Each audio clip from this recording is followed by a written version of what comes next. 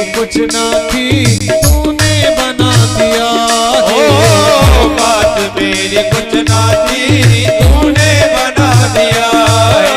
चरणों में सिर मेरा कभी, चरणों में सिर मेरा कभी झुका ही नहीं। मेरी गरीब की जलाए थे नैया गरीब की। तुमने बदल दी है मेरी तुमने बदल दी है मेरी नैया गरीब की। जलाए थे नैया गरीब की। जलाए थे नैया गरीब की।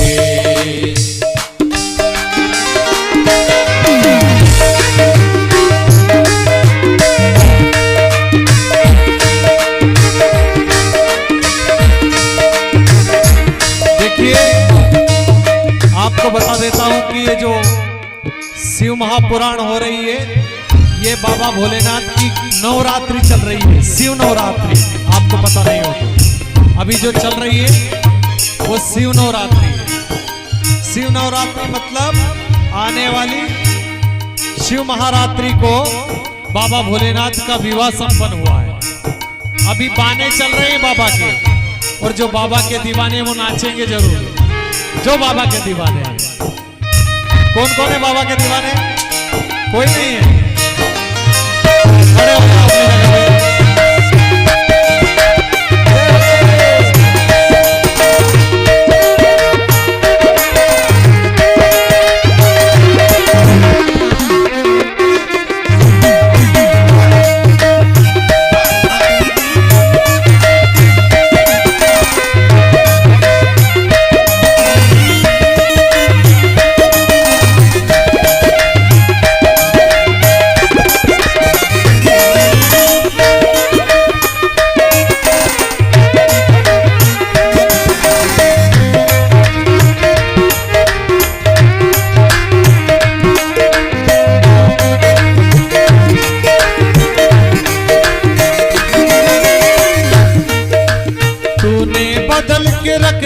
मेरी रेखा नसीब के, तूने बदल के गए मेरी रेखा नसीब के।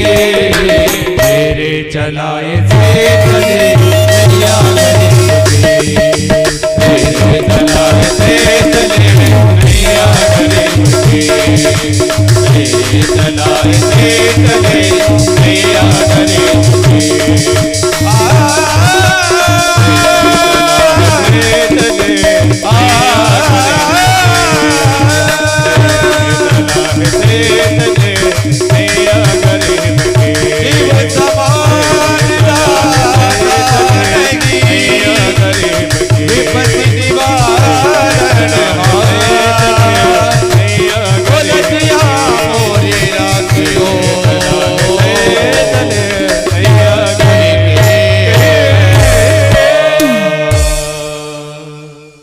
समान दाता नहीं अलख निवारण, और रज्जा सबकी राखी आनंदी कैसा। शंकर भगवान की आवाज नहीं आई। हर हर हर हर। आप यदि हर हर महादेव कहोगे तो बाबा भोलेनाथ हर हर महादेव यानी ज्यादा देव, अभी कम पड़ रहा है थोड़ा।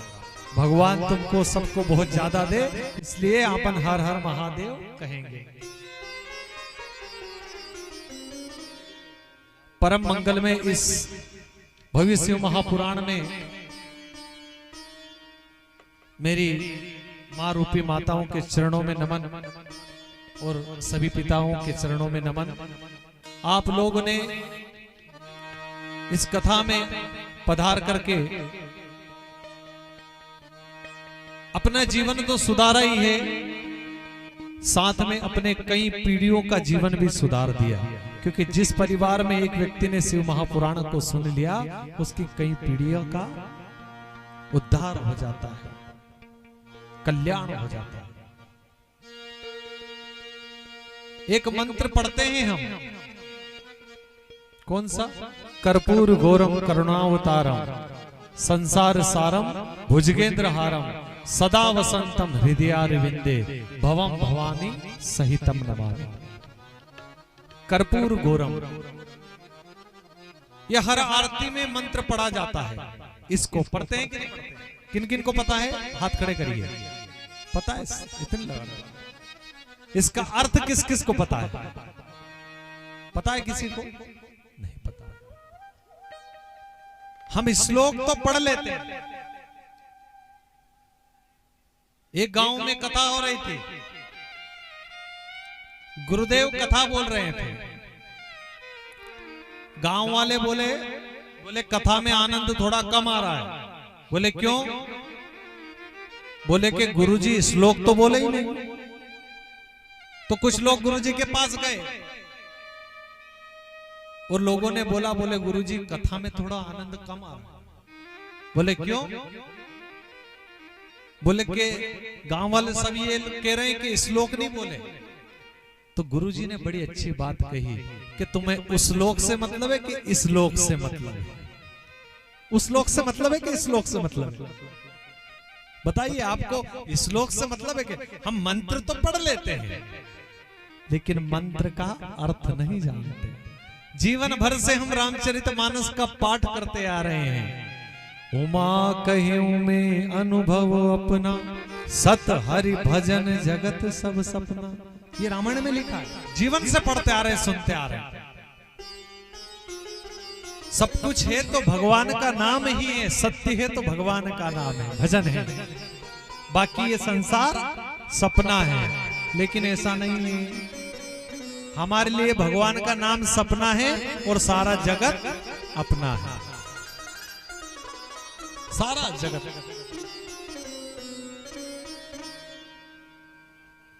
आपको इस मंत्र का आज अर्थ बता देता हूं। कर्पूर गौरम करुणावतारम। किसी भी देवता की पूजा होती हो, किसी भी भगवान की आरती होती हो, इस मंत्र के बिना हर आरती अधूरी है। पंडित जी पूरी आरती बोल लेते हैं, उसके बाद में इस मंत्र को जरूर बोलते हैं। कौन सा मंत्र? कर्पूर गौरम करुणावतारम संसार सारम भुजगेंद्र हारम सदा वसंतम हृदयारविंदे भवम भवानी सहितम। क्या है इसका अर्थ? क्या है इसका? और जहां पर याद रखना, जिस व्यक्ति ने अर्थ को नहीं समझाना वहां पर सब कुछ अनर्थ हो जाता है। इसलिए चाहे कम सुनो या कम पढ़ो या कम खाओ, लेकिन अच्छा खाना चाहिए, अच्छा सुनना चाहिए और अच्छा पढ़ना चाहिए। कर्पूर गौरम यानी कि कपूर के समान सुगंध देने वाले कर्पूर गौरम, कपूर के समान। करुणावतारम, करुणा के अवतार जो है करुणावतारम। संसार सारम, जो संसार का सार है। सदा वसंतम, जो सदा वसते हैं। हृदयारविंदे, जो हमेशा हमारे इस पवित्र हृदय में वास करते हैं। हृदयारविंदे भवम भवानी, जो जिनको सारी देवियां प्रणाम करती हैं, जो भवानी के देव है। भवम भवानी सहितम नमामि। उस देव को हम नमन करते हैं। भवन भवानी सहितम। कौन है ऐसा? सदा वसंतम हृदयारविंदे भवम भवानी सहितम नमामि। कर्पूर गौरम करुणावतारम संसार सारम भुजगेंद्र। भुजगेंद्र कौन धारण कर सकता है? जो सांप को धारण किए हुए है। कौन है वो? बाबा, माता ये भूलिए कौन है? बाबा भोलेनाथ, जो सांप को धारण किए हुए, जो जहर को गले में लटकाता है। जहर को ना तो अंदर आने देता है, ना बाहर जाने देता। देखिए देवता लोग भी कितने उस समय में कैसे कैसे देवता थे, एक से बढ़कर एक। समुद्र में से लक्ष्मी निकली तो विष्णु जी ने ले ली। हीरे मोती निकले तो सब देवताओं ने बांट लिया। अच्छी अच्छी चीजें सब लोगों ने ले लिए। जब जहर बचा तो वो जहर ले जा करके बाबा भोलेनाथ को गए। बोले बाबा भोलेनाथ, बोले हाँ। बोले सब चीज निकली थी वो तो हमने बांट ली, अच्छी अच्छी चीज तो हमने बांट ली, पर ये जहर निकले इसका क्या करें। तो बाबा भोलेनाथ ने मजे लिए गुरु इनके देवताओं से मजाक की। बोले कि थोड़ा थोड़ा सब पी लो। जब तुमने लक्ष्मी आई तो सबने हीरे मोती बांट लिए, लक्ष्मी एक ने ले लिए तो इसको भी थोड़ा थोड़ा बांट लो। बोले भगवान हम मर जाएंगे। भगवान भोलेनाथ ने सुना कि हम मर जाएंगे तो बोले मैं भी तो इंसान हूं, मैं नहीं मरूंगा। बोले कि नहीं, ऐसी क्या बात करते हैं आप, तो सगुण और निर्गुण दोनों हो, आप तो इस मौत से भी परे हो, आप तो इस मौत से भी परे हो। और याद रखना जो सबसे बड़ा होता है वही जहर पीता है, सबसे बड़ा जो होता है वही जहर पीता है। सारे देवताओं ने भगवान से आराधना की कि बाबा आप ही देवों के देव महादेव हो, यदि कोई ग्रहण कर सकता है तो सिर्फ वो आप हो इस जहर को। शंकर भगवान ने जहर को जैसे ही पीने लगे, माता पार्वती ने हाथ लगा दिया कि हे देव महादेव इस कंठ से इस जहर को नीचे बचा दो। जहां हाथ लगाया वहीं वो जहर रुक गया। बाबा भोलेनाथ का नाम पड़ा क्या, नीलकंठेश्वर, उनका गला नीला हो गया। बोलिए नीलकंठेश्वर महादेव की जय। नीलकंठेश्वर महादेव, देवताओं में सबसे बड़े देव थे कौन, महादेव, तो उनको जहर पीना पड़ा। और मेरी माताओं और मेरे पिताओं, तुम जितने बड़े हो, जितने उम्र में बड़े हो, उतना ही तुमको ही जहर पीना, क्योंकि परिवार में सबकी बात तुमको ही सुनना है और तुमको ही ग्रहण करना है और तुमको यहाँ कलेजे में रखना है, ना तो बाहर निकालना ना कोई भीतर करना है। अब अपनी बीती कौन से जाके कहेंगे कि मेरी बहू ने ये कह दिया, कोई से नहीं कह। आजकल के बेटे भी इतने होशियार हो गए कि माँ बाप कोई राय देते हैं कि बेटा ऐसा मत करो, ऐसा कर लो, तो बेटा कह देगा, बोले कि तुमको क्या सूझ पड़ती है, हम जानते हैं तुमसे ज्यादा। तो आजकल माँ बाप से बढ़कर भी बेटे हो गए। ऐसे ही नीलकंठ महादेव का नीलकंठेश्वर महादेव के नाम से जाना गया। क्यों? क्योंकि बाबा भोलेनाथ ने जहर पिया था।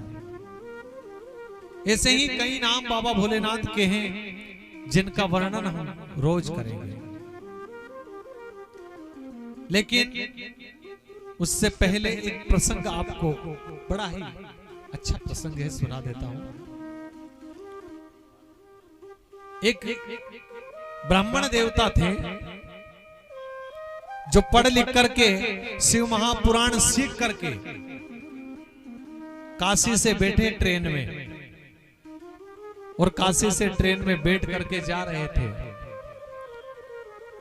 तो आजकल के चोर ना तुम संत देखते ना महात्मा देखते, किसी ने महात्मा जी की जेब काट ली।